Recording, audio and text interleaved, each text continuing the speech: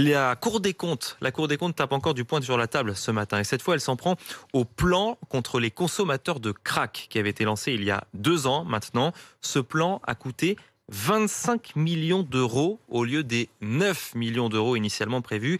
Et quel est le bilan dans le quartier Stalingrad à Paris qui est rongé par les consommateurs de crack, Jean-Baptiste Bourgeon?